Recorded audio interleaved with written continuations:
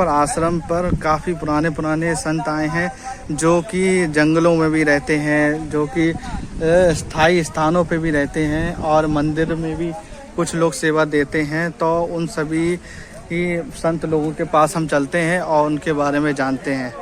चलिए चलते हैं। महाराज जी इधर देख लियो। महाराज जी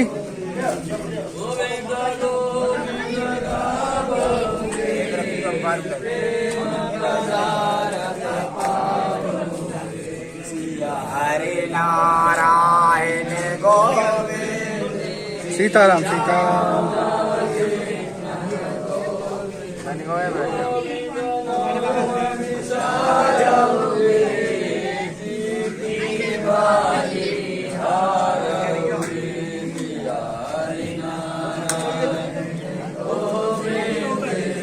सीताराम।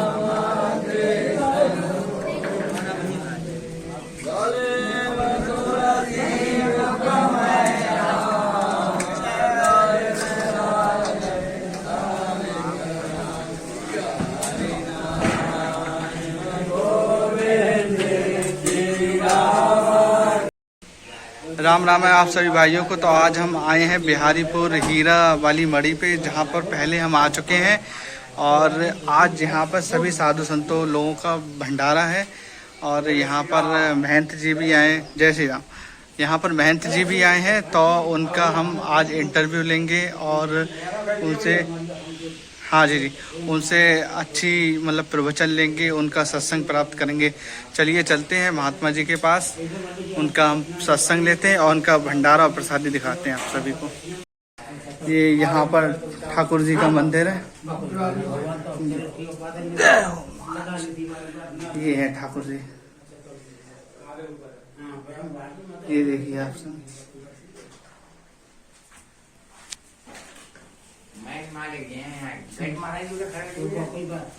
महाराज जी खड़े हो जाइए।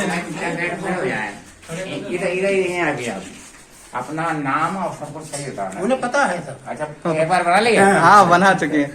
ये महाराज जी हैं जो यहाँ पर सेवा करते हैं और इसी आश्रम पर सारी सेवा और जितनी भी मतलब यहीं पर रहकर कम से कम नहीं तो 15 से 20 साल तक से रह रहे हैं यहाँ पर महाराज जी। महाराज जी थोड़ा अंदर चलिए और अंदर दिखाइए जरा महाराज जी मंदिर में। महाराज जी आज यहाँ पे क्या क्या है? यहाँ पे ठाकुर द्वारा है। नहीं, आज यहाँ पर भंडारा चल रहा है। भंडारा है जी जी। और यहाँ पर कहाँ के साधु संत जी का है यहाँ पर? काफी दूर झुके तक साधु है। अच्छा महाराज जी कहाँ भंडारा प्रसादी बन रही है इस समय? प्रसाद बन रहा है। अच्छा चलिए जी जी। महाराज जी सीताराम सीताराम। महाराज जी आश्रम दास है, ग्राम बादियां रहते हैं। जी जी जी। महाराज जी आपका? हम महाराज जी प्रसादी बना रहे हैं। महाराज जी सब बन चुकी है प्रसादी? हाँ सब तैयार है, बस 15 की होनी रह रही है। जी। महाराज जी आपका आश्रम कहाँ पर है? ग्राम बादियां है। ग्राम बादियां। जी जी जी। चलिए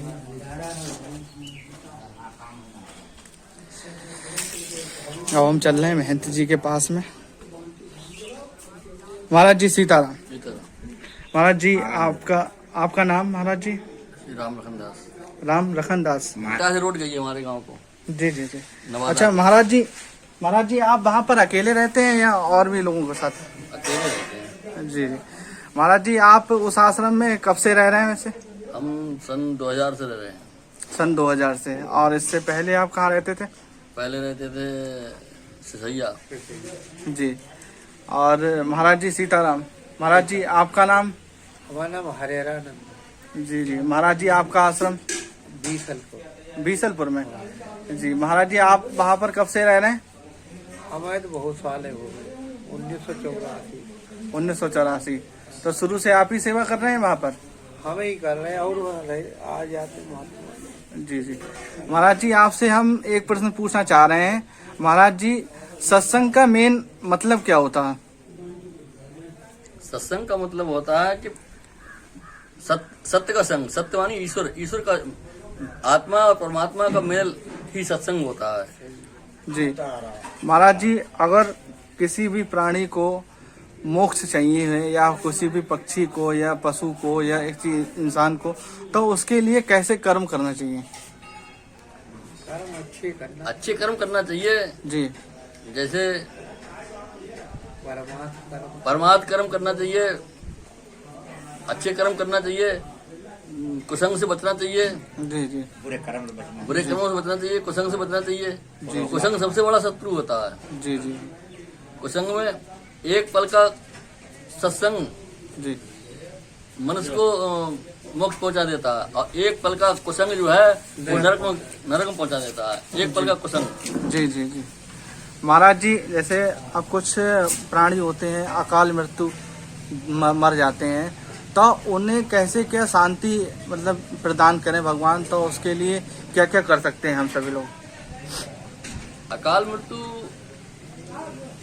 पहले अकाल मृत्यु किसे कहते हैं ये जानना चाहिए। अकाल मृत्यु होती क्या है? जी बताइए। अकाल मृत्यु उसे कहते हैं जैसे कोई दवाई खा के मर गया, जी या आग लगा के मर गया। जी एक्सीडेंट वाला अकाल मृत्यु नहीं होता है। जो दवा खा के मर जाता है, या फांसी खा के मर जाता है, या पानी में डूब के मर जाता है, जी या ट्रेन से कट के मर जाता है, ये अकाल मृत्यु होती है। जी जी और एक्सीडेंट हो जाता है, ये तो अकाल मृत्यु नहीं होती है, मृत्यु होती है।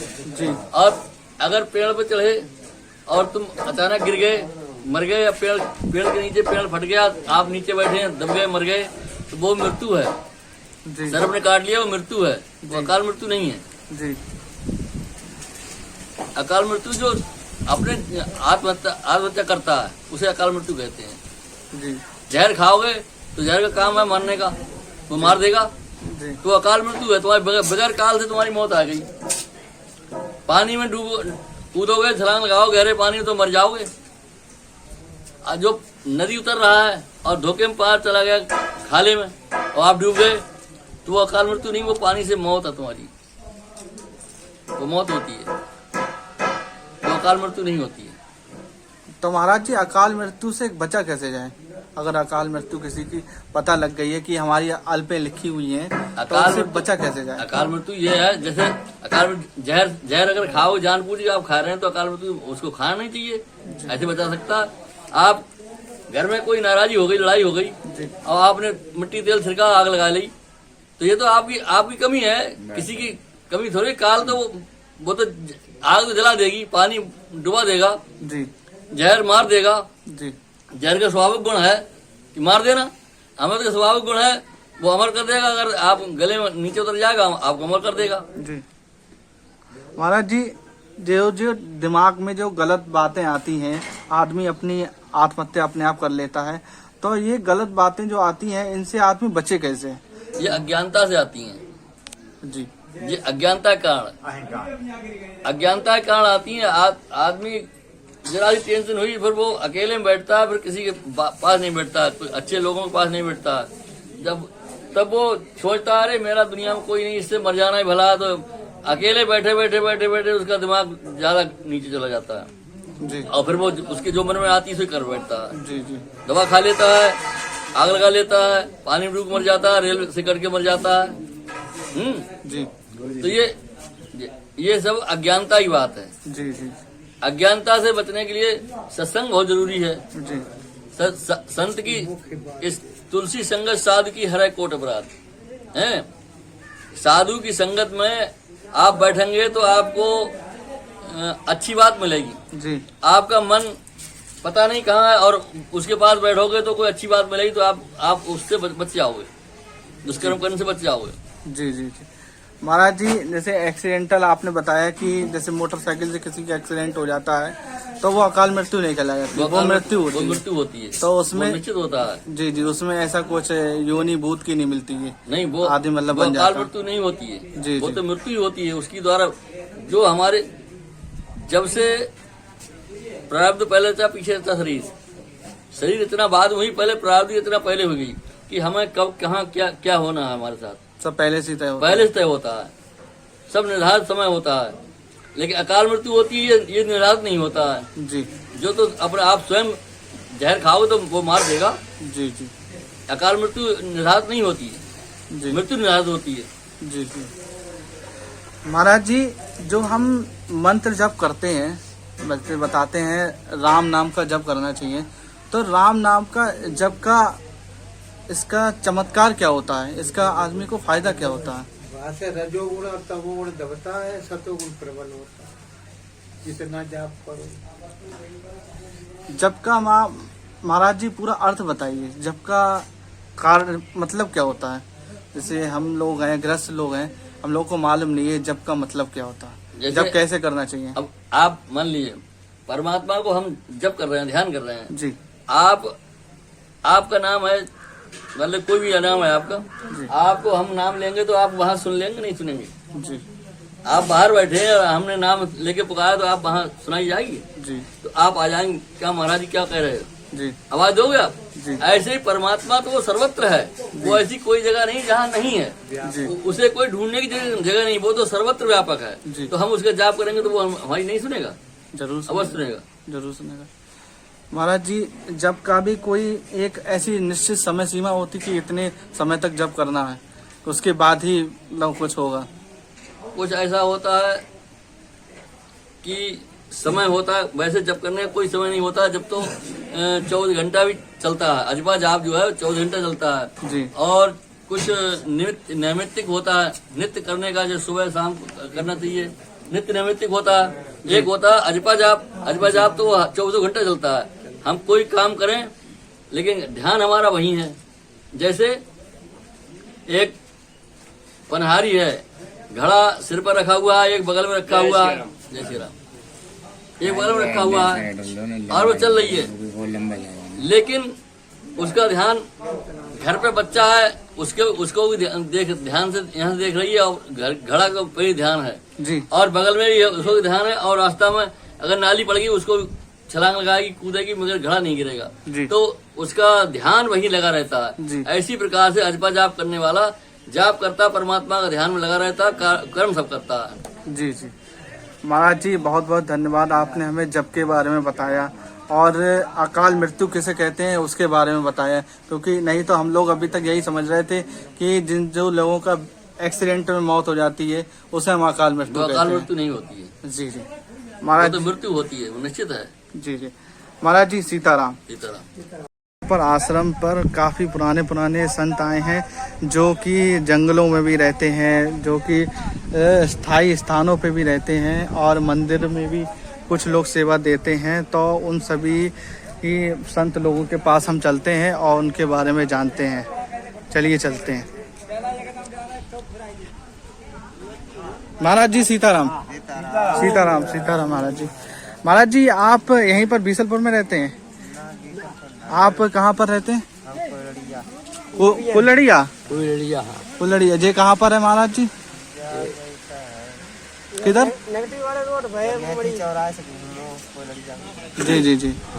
अच्छा महाराज जी, आपसे अगर कोई संपर्क करना का इसी मड़ी से अपने स्थान।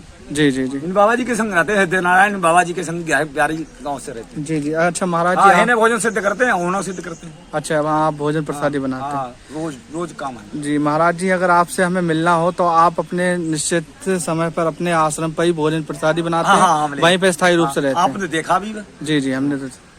महाराज जी सीताराम।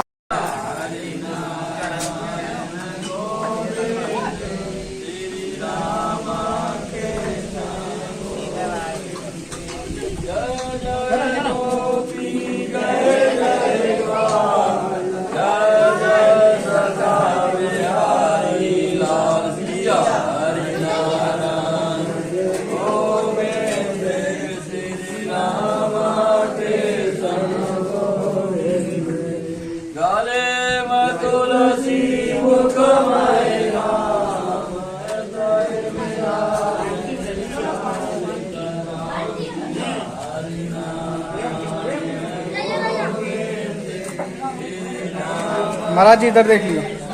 महाराज जी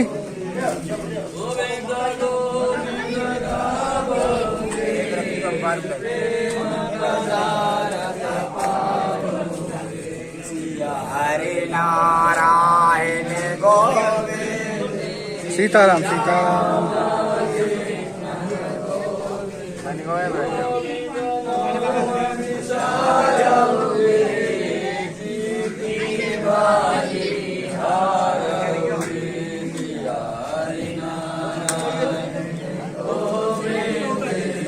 सीताराम।